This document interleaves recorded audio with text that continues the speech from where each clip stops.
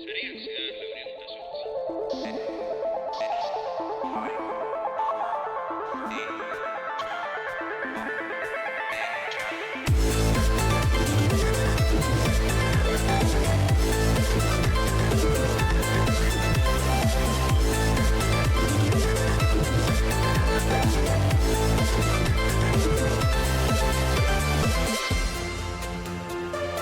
Gabonen ostean hemen sarean zearen bueltan gaude teknologiari buruz hitz egiteko. Pizkat betiko martxan, egia esan da, urtearen lehenengo aste hauetan data bat badaukagu gure egutegian markatuta ikusteko ze gertatzen den, konkretuki CES ekitaldian, Consumer Electronics Show ekitaldi horretan, beti Las Vegasen, Estatu Batuetan gertatzen dena urtearen lehenengo egunetan, eta kasu honetan, bai, gertatu egin da, baino esan behar dugu, berri nahiko ez oso interesgarri eman dizkigula. Egia esan da, bai, adimen artifizialari buruzko gauza asko agertu dira, baino ikusiko dugu programan zehar gure bizitzetarako interesgarri bagian ez direla hain interesgarri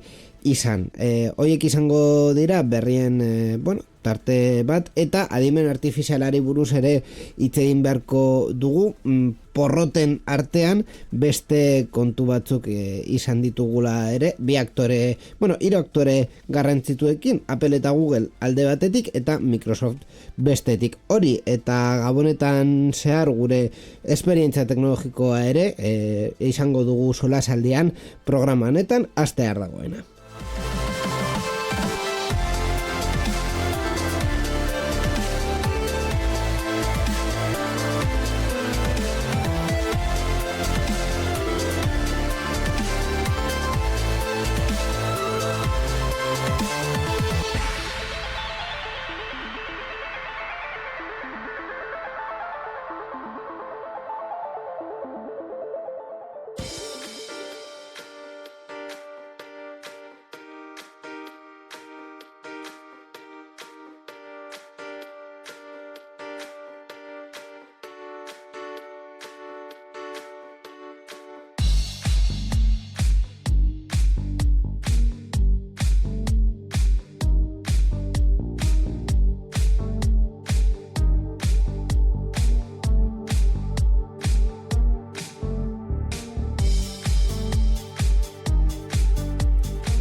Eta teknologiari buruzkoak jorratzeko beti bezala mikrofonoaren alde honetan mikrofonoaren alde honetan baino taularen beste aldean daukat Borja Arbosa. Arratsaldeon, Borja. Arratsaldeon, Iñigo. Eta, ni ere hemen nahuela, Iñigo Sendino, zuentzat, beti bezala, urte honetan ere. Urte berri hon, Borja, lehenik eta behin, ze moduz? Urte berri hon, Iñigo. Urte berri honekin pixkat revoluzio teknologikoa izan dugu gure bizitzan, ez? Pizkatxo bat, adimen artifiziala dela eta, gaurko programa adimen artifiziala iaia protagonista nagusia izango du, ez dugu bestelako berririk izango, eta gainera gure aktivitateari buruz hitz egin behar badugu, edo gutxienez nireari buruz hitz egin behar badugu, ez daukat bestelako berririk. Hori bai. Adimen artifiziala heldu da nire bizitzara de pleno. Hori egia esan da ere nire aktibitateak adimen artifizialarekin zerikusi asko ez daukate, baina hori beste kontu batzuk, bai bat, baina udako kontua izan zen, orduan kontatuko dizut zure esperientzaren arira nire ere kontatuko dizut, baina nireak gabonen zehar izan dira oso adimen naturala eta kasu batzutan ere adimenik ez. Baina orduan, prest entzule maiteok gure anekdotak entzuteko, ordu erdi batez gutxi gora bera gure anekdotak kontatuko ditugu eta ja gero berri teknologikoak. Baina gauzak ikasiko ditugu alere.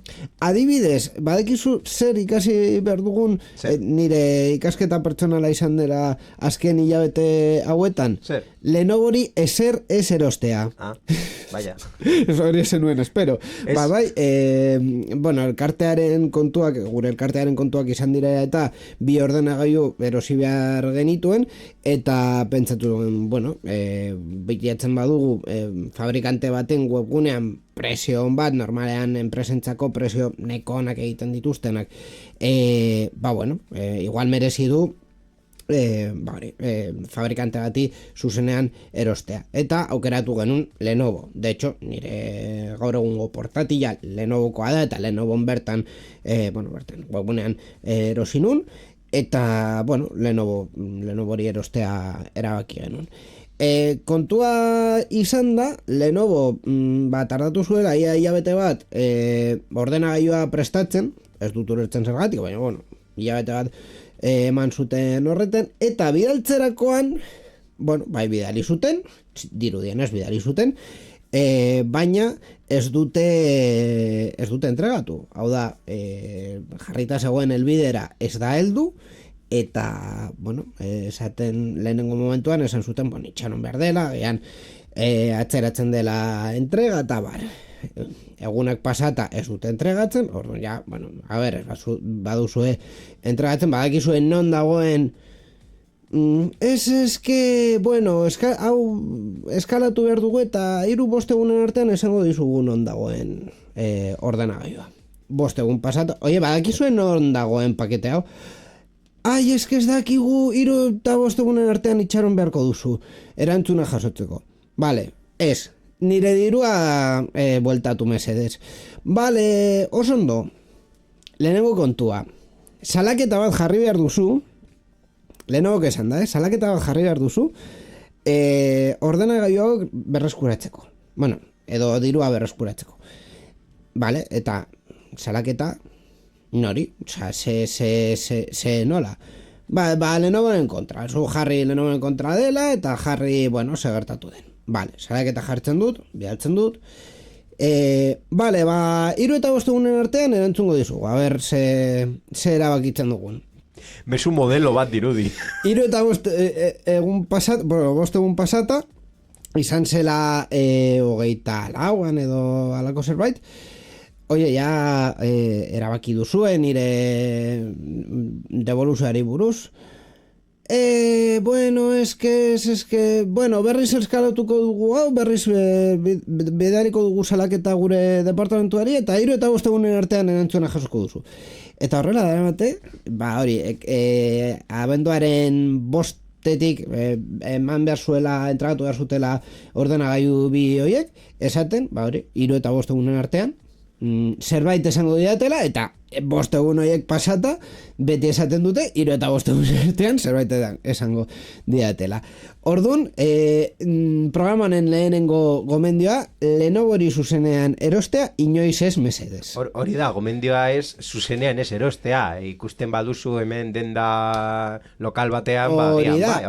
Arazoa ez dago produkto ordenagailu beran. De hecho, hori konpontzeko, ordenagailuak behar genituen setup konkretu bat egiteko, erosi genuen PC Componentes dendara kasu honetan, erosketa ostiral batean eginda, astelenean ordenagailuak hemen zeuden. Orduan, ez da ordenagailuen kontua, ez da produktuaren kontua, da zerbitzuaren kontua. Salmenta bidea. Eta gainera hori, kontuan hartuta, azkenean, ez dakit zenbat erosketa online egin dituan nire bizitzan, diseinozkoa kontatzea, baina inoiz ez dut jarri izan behar denuntzia bat, salaketa bat, dirua bueltatzeko. Osea, pakete horren arduraduna nirera heltzen den arte da saltzailearen ardura. Orduan, haiei lapurtu badiete... Ziur zaude web orrialde ofizial bat zela eta ez da phishing edo horrelako gauza bat. Eta nire ditzen dut Lenovoren telefono ofizialera, eta Lenovoren telefono ofizialean badaukate hor nire pedido eta hori. Orduan, Lenovoren webgune ofiziala, zen, gainera PayPaleko txartelarekin zera, ordaindu genuen ere, orduan PayPaletik ere reklamazio bat jarri dugu, haiek, hori, disputa deitzen duena. Disputa hori, haiek defendatzeko, eta bar. Orduan, claro, eta hori, salaketarena, beste edozein kasuan, ni ez dut inoiz salaketa bat jarri izan behar pakete bat galdu delako. Izan da lehenengo aldia. Gainera ez dela nire ardura. Eta hori baita ere merkataritza legean jartzen du pakete bat bere jasotzaileari heltzen ezaion arte saltzailearen ardura da. Orduan, haiei lapurtu Bueno, ez badaukazu pakto espezifiko bat, hau da por defecto, edo ez pasara komerziatzen duzun pertsona bat. Claro, orduan, kasu honetan, pakete hori galdu bada, Lenovo jarri dezala salaketa, ni zergatik jarri behar du salaketa dozen gauzagatik. En fin, Gabonen lehenengo esperientza izan da, inoiz ez erostea Lenovori zuzenean. Zurea, Borja? Nire esan dudan bezala, ni adimen artifizialarekin pixka bat hasi naiz nire zerbitzua garatzen. Hau da, ni zer nahi nuen eta nola espero nuen adimen artifiziala ni laguntzea. Nire helburua zen nire bilerak transkribatzea. Hau da, adimen artifiziala erabiltzea, nik bilera bat daukan bakoitzean, bilera grabatzea, eta grabazio audio hori testura pasatzera, gero adimen artifizial batekin prozesatzeko eta hori nire lana laguntzeko hori zen helburua. Eta ikusi nuen gainera nola horrelako aparatuak saltzen dira, hau da, aparatu teknologiko txikiak ikusi ditut merkatuan, non horrelako ez dira oso handiak, hau da, grabadore bat bezala, baina ja automatikoki zu jartzen duzu bilera baten erdian eta hori dena grabatzen du eta ja bueltatzen dizu transkripzio osoa eta hori gero ja egin aldituzu laburpenak edo kontsultak edo hortik aurrera garatu dezakezu zure lana. Claro, bilera fisikoak. Bilera fisikoak. Ez Teams Zoom bidezko bilerak, baizik eta hor bertan bi pertsona gonda. Eta Zoom, Teams edo Meet badaukate erreminta horiek jadanik instalatuta. Adibidez Meet bidez egiten baduzu, Google jadanik eskaintzen dizu aukera hori. Ordaindu behar duzu edo ez, baina aukera hori jadanik dezakezu. Eta gainera, esan behar dizut, gutxienez Androiden aurkitu dudala nahi gabe, baina aurkitu dudala sorpresa bat, erabiltzen badut grabadora de sonidos aplikazioa, Androiden etortzen den, beti etortzen zena, nahiko desberdintasun nagusia ikusi dut. Zerezke jadanik eskaintzen zidan, ikusiko duzu hemen, jadanik irekitzerakoan eskaintzen zidan aukera grabatzeko eta transkribatzeko. Baina hori ezin nuen egin, zergatik datuen babesarako legea zela eta. Claro, hor dago lehenengo oztopoa. Lehenengo oztopoa eta lehenengo gakoa. Nire bilera profesionalak dira, abokatu eta bezeroaren artean, eta ezin ditut datu pertsonalak partekatu adimen artifizial edo dei batekin. Orduan, zer egin behar nuen lehen fizikoki edo lokal edo odeia erabili gabe, transkribatu, anonimizatu edo pseudonimizatu, legeak esaten duen bezala, eta gero ja daturik gabe prozesatu. Orduan, lehenengo parte bat egin behar nuen ordenagailu potente bat hartuta, eta zorionez, ordenagailu potente bat neukan, goratzen baduzu hemen montatu genuena. Txartel grafiko Nvidia RTX 3070 Ti batekin, eta adimen artifizialari eskatu nion, konkretuki erabili genuen Gemini, eta eskatu nion nola, ez daukada ideiarik bez, nola montatu al nuen nire ordenagailuarekin software edo zer konkretuki behar nuen. Orduan, Geminiren laguntzarekin erabili dut Whisper, Python erabiliz eta Faster Whisper, liburutegiak erabili ditugu, ordu beteko grabazio bat 5 minutu baino gutxiagoan testu bihurtzen duena, testu potoloa, oda esaten den guztia, eta gero ja erabiltzen dugu Notebook LM bezalako, ez dakit ezagutzen duzun Notebook LM, baina Googleek erabiltzen duen erreminta bat adimen artifizialarekin testuak laburtzeko edo testu bat justu testu hori bakarrik eta ez hartu nahi duen guztia adimen artifiziala hartu nahi duen testu itxi batekin erantzunak ematen ditu. Vale. Orduan, baina ezin nuen Notebook LM erabili arrazoi berdinagatik. Orduan, Notebook LM pribatu bat instalatu dut nire ordenagailuan, baita ere, Geminiren laguntzarekin, deitzen dela Anything LLM, eta baita ere instalatu dut Llama deitzen den eredu inteligentzia artifiziala. Hau da, hau guztiarekin Whisper, Llama eta Anything LLM erabilita, dena nire ordenagailuaren barruan eta internetean konektatu gabe, hau da, lan guztia egiten du txartel grafikoa Nvidia RTX-arekin, daukat sistema guztia montauta. Eta atzo egin nuen lehenengo froga. Noski baita ere, bezeroari eskatu behar diot bere kontzendimendua. Claro. Grabatzeko eta jakin behar du nola funtzionatzen duen, orduan baita ere eguneratu dut nire pribautasun politika edo bezeroak baita ere jakiteko nola egingo dudan hau guztia eta bere kontzentimenduarekin. Galdera legal bat eta beste kontu tekniko bat. Galdera legalan, zure interesaren alde denez grabaketa hori ezin duzu egin bezeroari abisatu gabe?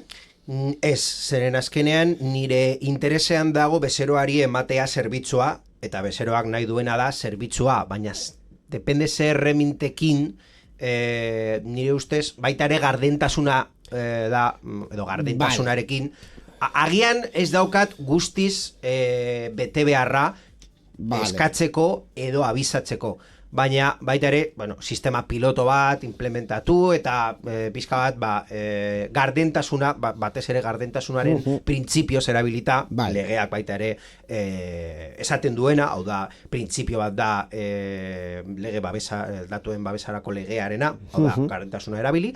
Orduan, eskatzea, kontsentimendua eta baita ere kontatzea nola egingo duzun, zure nube pribatu batekin, servidore pribatu batekin eta guztia ez duzuna partekatzen inoiz ere internetekin edo odei batekin. Hori ere modernitate horrelako balore bat ematen dizu. Bai, hortaz aparte.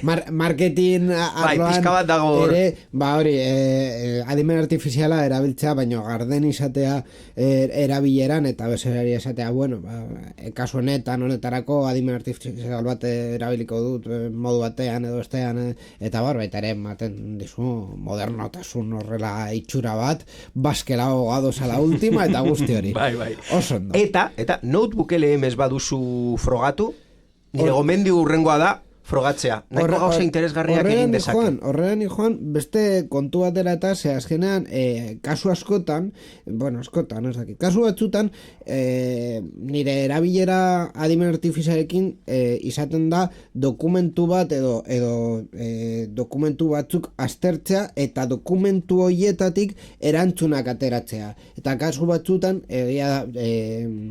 gero hitz dugu ChatGPT eta Gemini buruz, baina ChatGPTren kasuan askotan ia guztitan beste iturri batzuetara begiratzera doa eta nasketak egiten ditu pizkat arraro. Orduan Notebook LM hau dela zuk iturriak ematen dituzula eta berak hitz prozesamendu hori egiten du, hizkuntza prozesamendu hori egiten du, baino iturriek bakarrik erabilita nahiko interesgarri izan leike. Eta beste gauza bat, ondo esateko, ez da Gemini, ez Gemini. Euskeraz da? Gemini.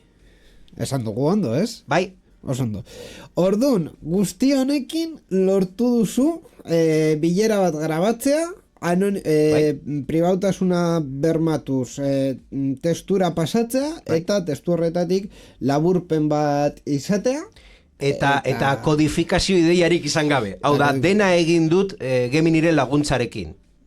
Esan du, orain egin hau, orain instalatu hau, orain sartu hau, nahiko infernuko DLL-a gainditu behar izan ditu, oztopo teknikoak izan ditugu Nvidiaren liburutegiarekin, script pertsonalizatu bat sartu, Windows pizka bat, txartel grafikoak eta adimen artifizialak elkan ulertzeko sartu hau, orain, orduan, nik ez nuen ideiarik, ez zer Python, zer horrelako ezer, baina bueno, egin ahal izan dut, nahiko interesgarria. Beira. Publireportajearen ataltxo irekiko dugu orain bi enpresa aipatzeko. Batetik, zu egin duzuna, ni berdin egin nun Mano del Friki dendarekin, aizagutzen duzu, Gaminrunen hartzen da Miguel, Mano del Friki, Elkano Bost, Barakaldo, importante. Orduan, nahi zuten, behar zuten hobetu esan da, behar zuten Ticket Buy implementatzea eta horretarako erabili genuen edo erabaki genuen erabiltzea Odoo dela irtenbide, CRM bat, software librekoa, bere parte komertziala daukate, baina software librekoa. Azkenean, laguntza, adimen artifizialaren laguntza izan zen, alde batetik erroreak interpretatzea, hau da, hainbat bertsio frogatu behar izan nituen ikusteko zein funtzionatzen zuen ondo honetarako, uste dut du orain dagoela 17 edo 18 bertsioan, Ticket Buyren implementazioa ez dute ondo eginda, salbuespen bat dagoelako, zera Bizkaiako bidalketak egin behar dira modu ezberdinez pertsona fisiko edo juridiko bazara, baina claro, caso de las comunidades de bienes direla erdizka sartzen dira, Bizkaiko legean sartzen dira pertsona fisikoen bidalketetan pertsona juridikoa izan arren. Direlako pertsona juridiko sin personalidad edo ez dakit entidad sin personalidad jurídica. Kontua. Orduan, kasu horretan, Odoo azken bertsioak ez zuen ondo interpretatzen hori eta saiatzen zen behar zen bidetik zera fakturak bidaltzea. Orduan, alde batetik bidalketa horiek interpretatzeko eta jakiteko ze gertatzen zen, eta gero atzera pausuak emanda Odoo 14 arte topatzeko nola egokitu alzen hori adimen artifizialaren laguntza ezinbestekoa, baino baita ere beste erronka bat geneukan, dela Odoo eta PrestaShop artean egitea olako sinkronizazio bat haien webgunea PrestaShopekin funtzionatzen duelako. Orduan, basikoki, kasunetan ChatGPT izan zen, egin zuen berak bakarrik script oso polit bat, egiten zuela automatikoki sinkronizazioa produktuen eta presioen eguneraketa, batez ere presio eta stok eguneraketa, ni kodea jakin gabez, en fin, eta informatika gutxiago badakit, imaginatu programak egiten. Orduan, arrakasta kasu bat izan zen, egia da, erabilera azken urteko erabilera neko sakon, urte eta erdi, nahiko erabildu dela adimen artifiziala, kodeatzeko nahiko ondo, beste gauza batzuetarako, kodeatzeko eta kudeatzeko esain beste, baina bai, kodea egiteko bai. Hori, lehenengo publi reportajea, Manuel Friki, Elkano Bost, Barakaldo, importante. Bestetik, aurreko programa baten, aurrekoan izan zen, Durangoko azokan, elkarrizketa ingenian Isarcom enpresari dela Euskal Herriko telekomunikazio kooperatiba bat, eta, elkarrizketa horretik, azkenean animatu nintzen, zerbitzuan, etxeko interneteko zerbitzua haiekin hartzeko. Azkenean animatu nintzen, aurretik ere kontaktu bat izan nuelako haiekin, idatzi nien, zelako zerbitzua ematen zuten, edo batez ere nire interesa zen, Isarcomek jartzen duen, edo beste operagailuek jartzen duten ekipamenduaz aparte nire interneta kudeatzea, hau da, portuak irekitzea, horrelakoak. Azkenean, guztiok badakigu kasu askotan erabilera aurreratuago batentzako operagailuak ematen dituzten routerrak ez direla bereziki onak, orduan nire interesa izan da beti router hori kanzelatzea ahal den gehienean eta nire ekipamendu propioa izatea. Orain arte baneukan hori nahiko bermatuta Movistar badaukalako bere routerretan modo monopuesto deitzen den kontu bat dela azkenean, zure interneta zuzenean ematen duelako kable batean eta hor ja, daukazu kudeatzeko nahi duzuena. Eta hori berdina nahi nun Izarkomekin. Hori buruz galdetu nien lehenengo aldi batean, udan uste dut izan zela, erantzunak ez ziren oso konkretuak izan, eta orain elkarrizketaren ostean animatu nintzen berriz beraiekin kontaktuan jartzen eta galdetzen. Eta honako kasuan erantzunak askoz konkretuago izan ziren, orduan esan nuen, guazen aurrera, jarriko dut interneta etxean Izarkomekin. Orokorrean oso ondo, esan behar dut.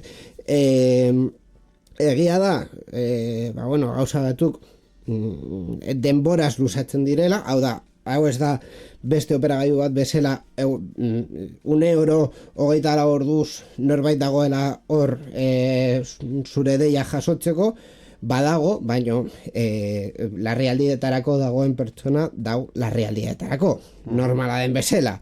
Orduan, larrialdi bat ez bada, zure negozioaren zera konexioa ez bada edo, ni kasu honetan ez dut eskatu, baino ere ez nuke eskatuko, nire etxeko konexioa ez dauka larritasunik. Dena den, nahiko azkar egin dute instalazioa da etorri zen teknikarea oso majo eta oso aditua gainera, sekien ze behar nueni eta nola moldatu haien zerbitzua nire beharretara, orduan oso ondo, eta hor geratu zait fleko txiki bat dela azkenean IP publikoan ikudeatzea.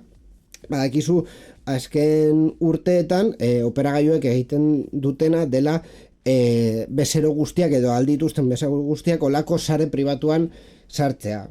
IP helbide, gero eta gutxiago, en fin, IP laugarren bertsoan direla zenbakitxoena oiak agortu dira duela nahiko, eta operagailu askok daukaten arazoa izaten da IP oiek kudeatzea. Orduan, digiren kasuan adibidez IP publiko zuzena ematen dizute bakarrik zerbitzu gehigarri bat kontratatzen duzunean. IP publiko zuzena ez badukazu, ezin dituzu portuak ireki, hau da, ezin dituzu zerbitzariak zuretzean izan, eta ni badaukat zerbitzari bat nire etxean, eta geratu zeidana pendiente, orain momentu honetan, 5 minutu barru ez dakit konponduta egongo den, nahiko harin direlako baita ere gauzak konpontzeko, CGNAT deitzen den hori desaktibatzea, baina orokorrean, esan behar dut, oso pozik nagoela, egia da Izarkom ez dela merkeena, eta ez da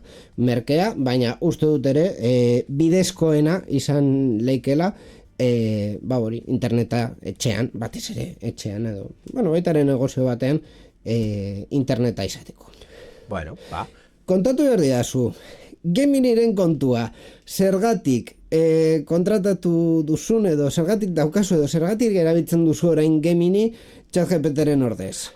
Eskaintza dela eta, hau da, eskaintza nahiko interesgarria ikusi nuen Gabonean, abenduaren 24an edo 23an gogoratzen dut, ikusi nuela berria, eta ikusi nuen AI Pro arpidetza zegoela 115 edo 110 edo horrelako presio batean urtero, hau da, zuk urtero €110 ordainduta, zeneukan Gemini edo Google AI Pro daukan... Gemini, barkat. Gemini, barkat. Moldatu behar naiz. Gemini izateko Google AI Pro arpidetza urte guztien eta gainera 6 kontuentzako. Familia bat izan bezala, eta ni pentsatu nuen, Bueno, zuiadanik erabiltzen zenun chat GPT, Bai. arpidetzarekin, Ni- lehenengo pertsona zu pentsatu nun, Ni orokorrean arpidetzak dauzkadanean partekatzen ditut Bai. atxorro. Bai. Egia da azken boladan arpidetzak kendu ditu dala, eta ja geratzen zait, ni ordainduta, bueno, ChatGPT geratzen zen, eta ja kendu dut. bai, hau dela eta.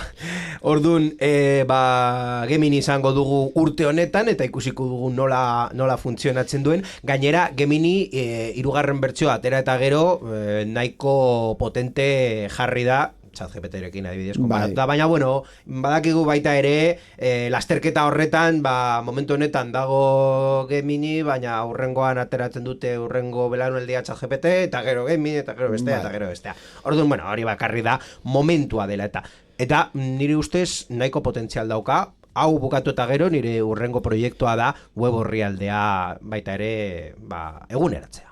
Adimen artifizialarekin saiatu zenun olako bilaketa automatikoa egitea, baina hori ez du ondo funtzionatu, ez? Ez da, noski, badakigu adimen artifiziala ez dela perfecto, baina pizkanaka gauzak egiteko gai da, eta beti ere adimen pertsona batekin fisikoa izan da atzean. Orduan, gauza adibidez azterketa tekniko legalak egiteko, gai da eta zerto punto, eta beti ni atzean hori irakurrita eta konprobatuta, baina baita ere, bueno, zu, ja, dakizunez zein dira bere limitazioak, eta nora arte heldu alda, nahiko erreminta potente eta interesgarria da izateko nire iritzez. Orokorrean egia da ere programatutako atasak egiteko ez dutela balio, ez ChatGPT, ez Gemini,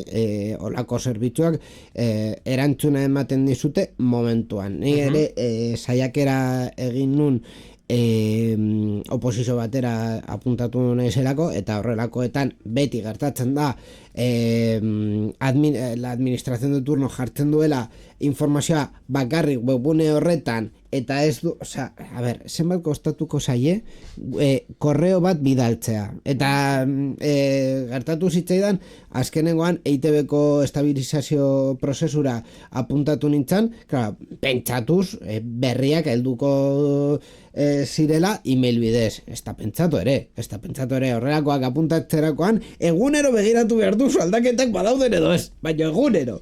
Orduan, saiatu nintzen, bai ChatGPT, bai Geminirekin esatea, bueno, mesedez kontsultatu egunero webgune hau, eta aldaketak daudenean abisatu, ezin du egin. Reaktiboa da, hau da, esan behar diozu, nahi baduzu egunero aktualizazio hori izatea, esan behar diozu, egunero, aldaketarik egon alda, bestela ez du erantzunik ematen. Momentuz, hori da gaur, eta ja ikusiko dugu nola garatzen duten urrengo urte honetan, urte hau daukagu jakiteko, agian urtarrilean daukagun Gemini, ez da abenduan daukagun Gemini. Ikusiko dugu. Beste partetik, begira, teknologiarekin ere, pasaden urtean programa batean nire autoelektrikoari buruz hitz egin genuen luz eta zabal, esan behar dut, nire autoelektrikoa azken hilabete tardian ezin izan dudala erabili. Gainera, printzipioz ezeresgatik, hau da, kontua izan zen, momentu oso konkretu batzutan, autoa hasi zela ematen errore bat jartzen zuela fallo elektriko. Fallo elektriko autoelektriko batean edo zin gauza izan laike. Vale, ondo. Zita eskatu nun gertuen daukan Opel tailerrean, zita hori baino 3 egun lehenago autoak erabaki zuen ja fallo elektriko bai, baino ez zuela arrankatuko. Aurrekotan fallo elektriko emanda mesua baina ja itzali eta piztu berriz eta ja funtzionatzen zuen ordenagailu bat bezala. Bai. Baino kasu honetan ez, itzali eta hor geratu zen semaforo baten erdian eta, bueno, gruarekin eta guzti, gruaren kudeak eta beste kontu izan bata. Bueno, baina, bueno. Eta azkenean, kontua izan da, eta gainera gaur bertan grabatzen ari dugun momentuan, duela ordu erdi, bi pertsona ezberdin deitu didate kalitate eta satisfakzio zera inkesta bat egiteko, eta bietan esan diet, bueno, a ber, lehenengo, tailerrekin ondo, baino, osea, komunikazioarena ez da berea. Bueno, konponketak dira berea. Ja, claro, baino bezeroarekin hitz egitea eta esatea, oie, hau hemendik doa, badakit hilabete bat daukagula zure autoa begiratzen, eta momentuz, bueno, hau ikusi dugu, eta ez dugu ikusi, ez da haiena. Bueno, vale, ondo.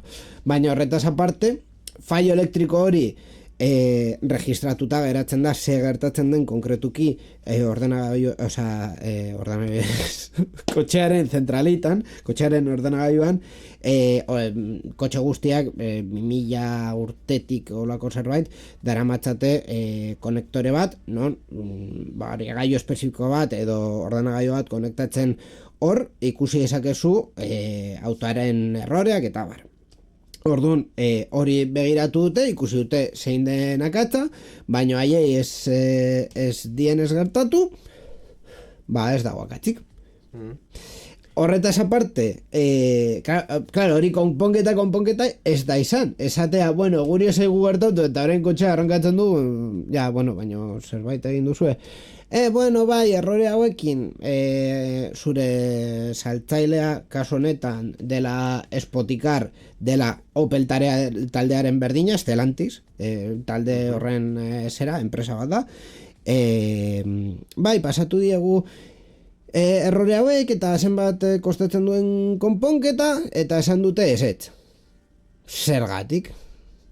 Esan dute ezetz. Orduan, orain geratzen... Dutela bermatzen, ez dago bermea horretan, edo zer, horrelako zerbait. Hemen, eztabaida tekniko juridiko bat izan beharko dugu. Tekniko eta juridiko, biak.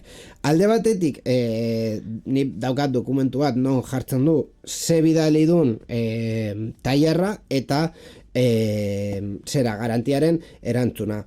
Tailerrak bidali du informe bat ni ez daukadana, eta errore kodeak eta zenbat kostatzen duen. Claro, tailerrak ez du argumentatu zergatik hori egin behar den edo ez. Orduan, saltzailearen erantzuna izan da, basikamente, no justificado. Orduan, claro, hemen alde batetik, uste dut, hobeto justifikatu behar dela, zergatik egin behar den konponketa hori, alde teknikoan, hau da, hau aldatu behar da, errore hau konpontzeko, zer ikusia daukatelako, dena delako. Eta beste aldetik, saltzailearen argumentua bada, hau ez dauka ez dago garanti honetan bermatuta edo, hori ere ez da bai da leike, esklusio batzuk daude garantia horretan, jartzen du zer ez den bermatzen, autoaren sistema elektrikoa ez dago eskluituta, orduan, suposatzen dut, barne dauela. Orduan, horretan ere, eztabaida bat izan beharko dut, hemendik aurrera, saltzailearekin esateko, hau egin behar da, eta egin behar da, hau delako honen konponketa. Eta punto. Lortuko dut, ez dut lortuko? Kontatuko dizuet. Nahiko, en fin, gatazka izango da bien arte. Ni galdera bat dauka, digo, zuretzako. Galdetu diozu Geminiri ze akatza eta nola konponduko den. Bai, noski, nahi duzu... Geminiri galdetu diozu ni akatza hau izan dut nire kotxe elektrikoan eta hau nola konpontzen den eta erantzun dizu? Begira, de hecho daukat informe nahiko egin dizu txosten bat gainera. Bueno, a ver, jarri dute kontu batzuk adibidez, esklusar alde juridikoan jartzen du esklusaren atalean, konkretuki alcance limites deitzen den alde batean, jartzen du ez dagoela bermatuta, fuelles, correas, tuberías, mangueras, cables, pedales, baina hori jartzen du freno sistemaren arloan. Orduan, claro, hori eztabaidan jarri leike, porque bai, kables jarri duzu, orduan bai, aldatu behar diren gauzen artean kable bat dago, baina ez da berdina freno sistemaren kable bat, edo tentsio altuko kable bat. Beti kable baten problema da. Beti kable baten problema da. Beste pieza bat aldatu behar da, dela kontaktore bat, interruptore handi bat bezala dena, hori ez dago eskluditu da, orduan, en fin. Claro, beste aldean, saltzailearen erantzuna izan denez, no justificado, hau da, ez daukala justifikaziorik, hor sartzen gara, eztabaida teknikoan, hau da, zergatik hau aldatu behar den, autoa konpontzeko eta berriz funtzionatzeko, ez? Eta horretan, bueno, bai, zehaztasun tekniko nahiko sakonak jarri dit Geminik, jakiteko, bueno, ulertzeko zein den arazoa. Dirudienez, kable bat dago ez oso ondo nahiko degradatuta, eta hori sortzen du deitzen dena aislamendu arazo bat. Etxeetan ere gertaleikena, azkenean korrontea pasatzen dela kable batetik bestera behar gabe, eta hori kablea erreleike, eta nahiko nahiko arriskutsua sortzea. Orduan, horretan gaude, nire kotxe elektrikoarekin. Egia da ere, jende askok esan didara, bueno, kotxea bueltatuko duzu? Ba ez, hau da, hau konpontzen bada, ez dut bueltatzeko asmorik eta argumenturik. Beste kotxe batean ere horrelakoak gertaleik, hau da, zu erosten duzu kotxe bat eta ez dakizu ze bizio izango ditun, edo ze arazo izango ditun. Kontua da, konpontzea, eta listo, ez dauka beste eztabaidarik. 40 minutu da. Bai, 40 minutu pasata gero gure bizitza kontatuz. Nire kargadoreari buruz ez duzu entzun nahi? Ez, berri teknologiko bat kontatu behar dugu programa honi zentzua emateko. Kontatuko ditugu, baina begira, nire kargadoreari buruz, zu badakizu, instalatu nahi zenuela zure parking plazan. Diru laguntzak zeudela orain arte. Mobes iru, esango dut. Baita ni ere begiratu ditut naiz eta kotxe elektrikoa ez izan. Eusko Jaurlaritzak, kasu honetan, kodeatzen zituena, hemen. Espainiako gobernuak esan du urrengo urtean, hau da, urte honetan 2026an, haiek zuzenan kudeatuko zituztela olako eskaerak, diru laguntzak. Kontua da, bai, 2026a hasi dela, baino diru laguntza hoien baseak ez direla publikatu, orduan ez dakigu nola eta zenbat eta zergatik eta kontua izan da, nire plaza alokatuta daukadala Bilbao Etxebizitzak organismo publikoari, eta baimena eskatu nien, plaza hartuta izan zela azaroan, eskatu nien.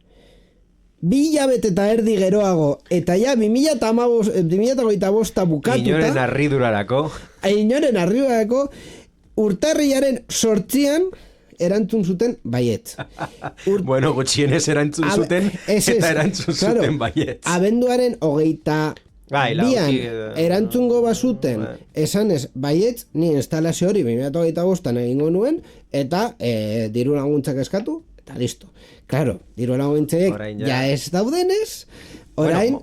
Momentuz, espero dugu berriro ere. Ja, baina zu badakizu ere, seguridad jurídica y la movida, con los futuribles no trabajamos.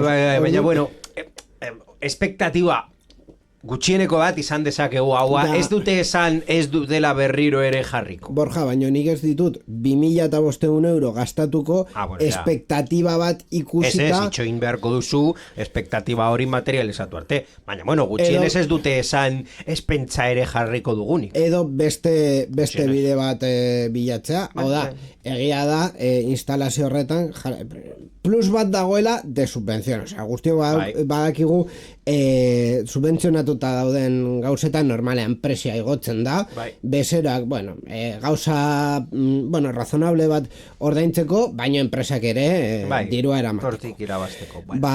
Begiratuko dugu, a ber, horrela egiten dugun edo ez. Zenbat kostatzen du subentziorik gabe. Dena den, Bilbao Etxebizitzak, un besito para vosotros también, es que de verdad. Ez daukat ez da musikarik, increíble. Momentu hortan ja ez da sartzen musika zure laguntzan. Dena agortu da. Nire pazientzia ere agortu da eta ja berri teknologikoetan sartuko gara abrotxazo gordo esan behar dizut ere. Bai, denak berri askarrak izango dira zeren ez daukagu denborarik bestelako. Baina eske mamia ere ez dago. Hau da, CES 2026an aurkeztu dira adimen artifizialarekin funtzionatzen dituzten gauza asko eta kasu honetan esango dizu gauza bat. Irakurri dudan artikulurik interesgarriena izan da ojo al dato, agárrate, Shatakan, direla el super clickbait, Shatakan argitaratu zuten abenduan artikulu bat basikoki esanez, bai, adimen artifizialeko aurrerapen guzti hauek paper batean inbertorentzako oso politek, baina erabiltzailentzako aurkezten den gehien adimen artifizialekin ez dela... A ber, gauza deigarriak dira, baina... Deigarriak, baita ere, CESean deigarria izan nahi zara, hau da. Gauza askok, historian zehar ikusi dugunak, CESean gero ez dira gure etxe bizitzan bukatu. Gutxienez, eben, ez dakit Amerikan, bai, Amerikako estatu batuetan, edo Kalifornian, edo Las Vegasen, bai, baina duela 15 urte... Oda, CES da pasarela de moda, zu pasarelan ikusten dituzun jantziak gero kalean ikusten dituzu, kontzeptuak dira. Depende ze pasarela arazoa zen edo, baina bueno. CESeko pasarelan badakigu zera aurkezten den. Baina egia da, duela 15 urte, horrela epe bat jarrita, CESean, hauze interesgarriak aurkezten zirela, duela ja urte batzuk ziren bakarrik telebistak. Telebista potoloa gainera, bueno, potoloa ez, handiak, potoloak, finak ziren, baina oso handiak, sartzen duzu hori. Eta bi urtetatik ona, dena dauka adimen artifiziala. Bai, baina bueno, hori merkatuaren barruan dago, hau da, ateratzen baduzu gaur egun gadget teknologiko bat ez daukan adimen artifiziala ez zara inor. Bueno, zara inor baino salmentak agian izango dituzu, depende ze presioetan jartzen duzu. Baina ez duzu kontsumitzaileen arreta deitzen. Ez duzu komunikabideen arreta eta inbertsoren arreta dituko. Kontsumitzaileena depende ze egiten duzun, bai hor merkatu, bueno, dendetan egonda, agian salmentak izango dituzu. Baina, claro, horretaz aparte ere aurkezten badena izan bada, adibidez, musika esureroapen bidez transmititzen duen txupatxus bat. Bueno, edo oskailu bat, elikagaien egoera denbora errealean aztertzen duena. Bueno, begira, ni oskailu batean jarriko nuke, gainera, aspaldi... Baina, oskailu inteligenteak jadanik pizka bat denbora daukate, oda ez dira atzo... Baina, erabilera ez da, niretzat ez da oso logikoa, hau da, erabiltzea, bueno, ikusteko zer dagoen, oso ondo, eta batzutan ere pantalla bat jartzen dute kanpoan ikusteko zer dagoen barruan. A ber, beste gailu bat aurkeztuko ditut. Sukaldeko robot bat, zure gustuen arabera errezetak unean bertan egokitzeko. Odaz, badaki barkatu errobotak zer gustoko duzun, eta... Zer daukasun oskailuan. Bai. Perfecto. Begira, hori bai erabilera interesgarria. Erabilera interesgarria ere izan leike estok sistema bat eramatea, hau da, zu jogurta sartzen duzu, berak badaki zein den jogurta eta gainera ze iraupen data daukan, eta abisatzen dizu iraupen hori heltzen denean, eta zenbat geratzen zaizun. Baina hori, jadanik existitzen da aparte, o da, aplikazio bat bezala zure, baina zukudeatuta egin behar duzu eskuz. Eske, en fin. Hau da, jarri beharko zenuke irakurle kodigo barra bat, zure oskailuan, eta sartzen duzun bakoitzeak pip pasatu, eta horrela egiten dizu inventario, eta baita ere, jadanik existitzen da, zein da galdera, zuk ordainduko zenuke 3.000 euro oskailu baten truke hori egiteko? Edo erosiko zenuke 500-600 euro kostatzen duen oskailu arrunt bat, eta nahi baduzu hori egin, erabiltzen duzu aplikazio bat, doaini jeitzi aldezuna zure mugikorrean edo agian arpidetza bat, baina bueno... hori, merkatua bide batetik, erabiltzaileen beharrak bestetik. Zenbat kostu duen eta gero zenbat jente dago hori eskaintzen. Eta gainera, Cesaren kontua pizkat itxiz, ez zaitin egia esan da. Txupantxusaren kasuan, iFixit, bere YouTubeko kanalean egiten dituztela, hori, gailuak desmontatu eta hori, hau aipatu dute, baino antirreparabilitatearen edo antikonponketaren eredu bezala. Delako gailu bat bere pilarekin eta guzti, botoi pilarekin eta guzti eta elektronikarekin erabili alduzula bateria bukatu arte, eta bateria bukatzen denean bota. Ez dagoelako pentsatuta bateria hori aldatzeko.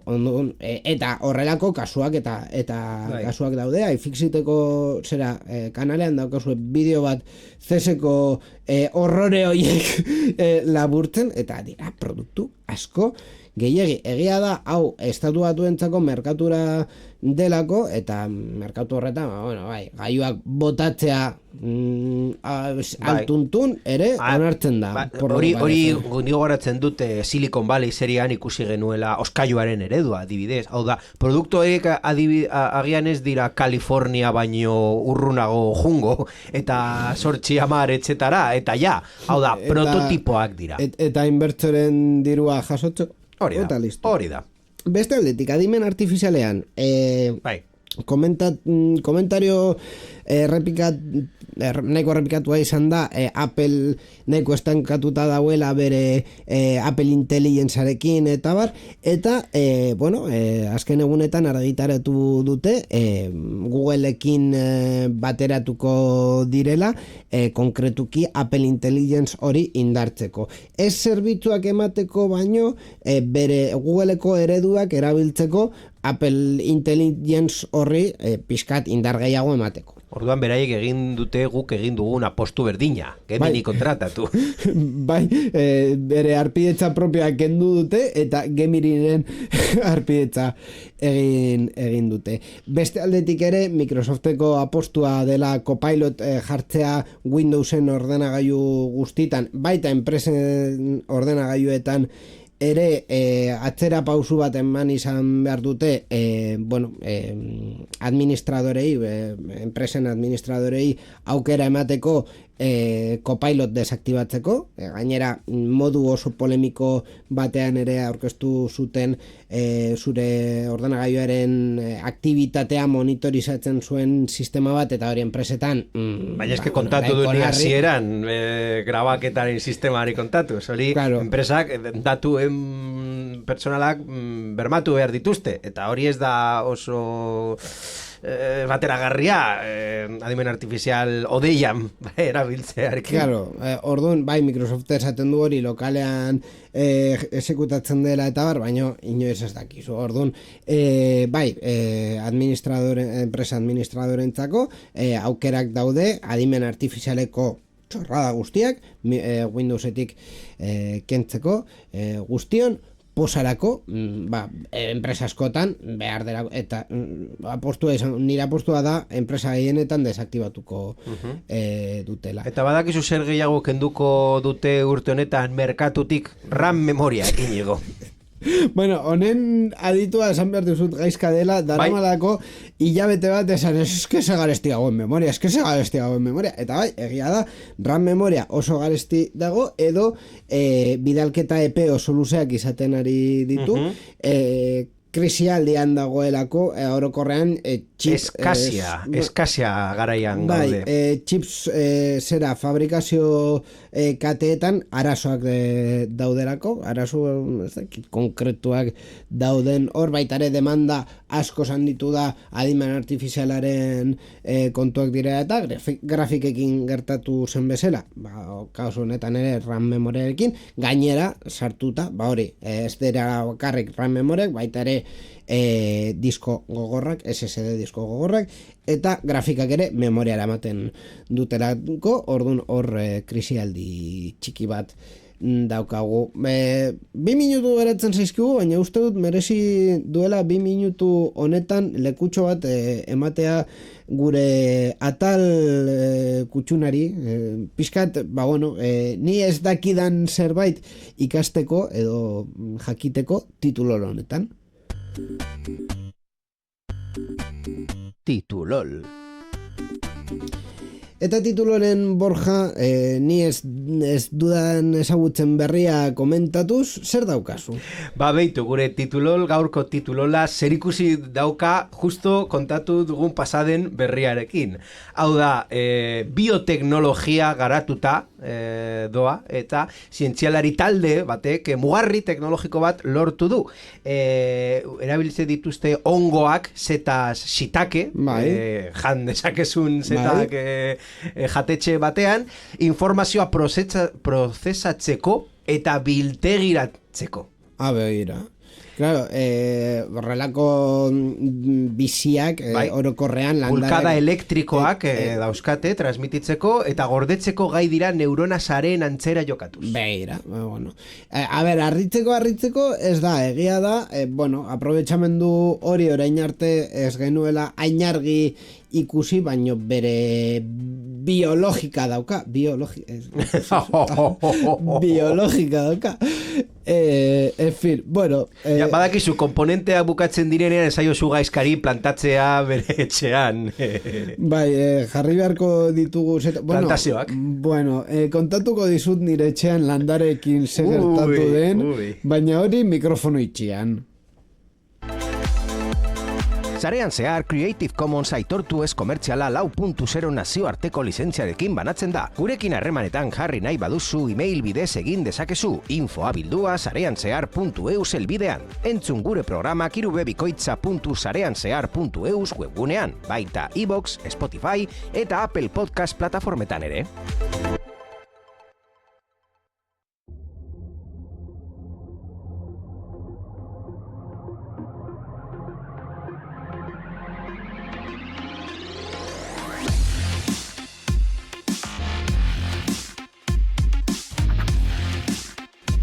Nain orduan berri teknologikoak eta programa hau sarean zehar. Egia da, berri teknologikoak modu labur batean kontatu ditugula, baina gure bizitzan teknologiarekin erlazioa daukana ere merezi du kontatzea. Borja Arbosa, eskerrik asko eta hurrengo programa arte.